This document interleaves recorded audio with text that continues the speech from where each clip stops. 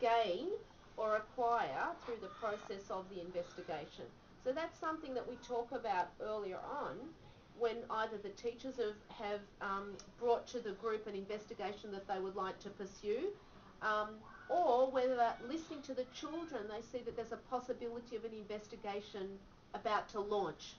So the teachers come back and they talk about it. So they look at the materials that would really further the children's thinking. That's the most important thing. Do you sit with the teachers first to listen yes, to the we children? do. We listen to the children and we listen to the teachers. So sometimes an investigation could come from the teacher. That? Do you sit in the class? We have special meeting times to this, allocated times for meeting. We meet weekly. We meet weekly. Remember I said the teachers collaborate. 4 to 5:30, right? Yes. Or we meet before school. Right. Our teachers will come before school and have an hour meeting, or we meet after school. So we do have regular set in the timetable meetings, but our teachers are very passionate and they want to move things on, so they'll come before school if we organise a meeting and so on. So the acquiring of skills and the learning how is basically on the job, so to speak, for the children. So of course, at 3 years of age, they're really exposed to a lot of different materials and different skills. Once again, not in isolation, but they're building up this knowledge from a very early age. So by the time they get to start formal school, they know how to use a lot of the materials. So it's not a matter now of sitting down and saying, oh, I have to teach you this and I have to teach you that. They're being brought up with it.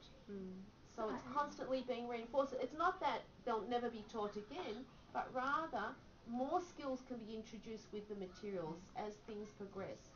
So it's like lending. I see that you did quite a lot of documentation in the sense of the processes. Yes, absolutely.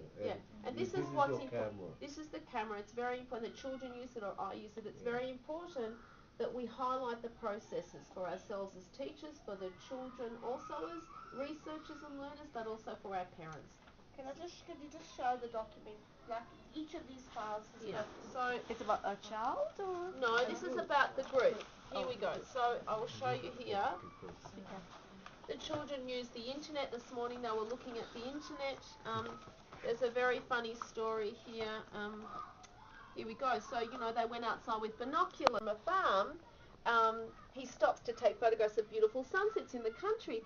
And so what are we going to do? I can't tell the parents that they should keep their children up very late every night, So of course, the children looked in books, but also we accessed the internet. And the children know Google from their older siblings, but supervised with myself, we have a couple of children, and we type in some of the words that they would like to find the images for, and they look at sunsets. But not just sunsets anywhere.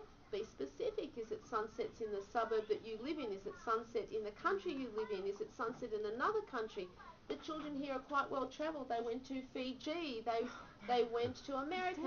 They went to different places, and we asked, what does the sky look like there? So really broadening their thinking and making meaning what's outside. So what are they looking at? Constantly it's triggering off for something that they remember that they've done here. Children just come back from holidays, they've brought actually photographs of the sky, of where they were. And so we document the different processes, we highlight it, we might take conversations of some useful information that we think, and we include that. The teachers send out what's happening via the newsletters. These are basically their thinking.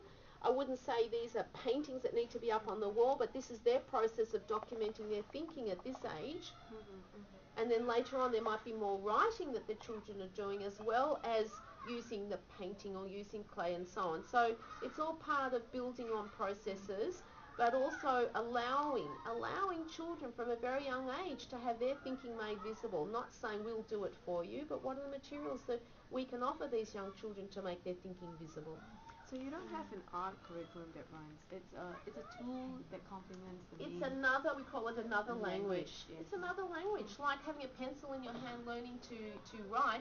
Are you going to wait until they get to formal schooling before they can tell you they can think? And these are the provocators, Yes, the provocations.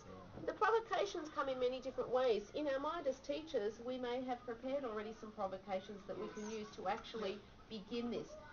Some teachers might say, there's no projects happening, there's no investigations. You think, well, you're not going to wait for it to happen. You're going to wait 2 years and nothing happens. Of course not. part of our discussions are talking about some of our projections that are going to happen for the next term or for the next year, or we have a big idea. We've been looking at the concept of community. Once again, it's not just a topic. Yeah. It's part of, who we are within the world, and so we do constantly revisit particular big ideas. We have different groups of children, and within our community it's changing all the time. So constantly. Do these big ideas run through all the different grades? Are they the same? It's run through our Early Learning Centre about identity and community. And they are looking within the primary also at identity and so on. Okay, so these are common between... Yeah, common. A big idea but not set in stone. Within... Just above here is the thinking where we're at. Okay. And, for us it's a very natural big idea because, our children aren't just...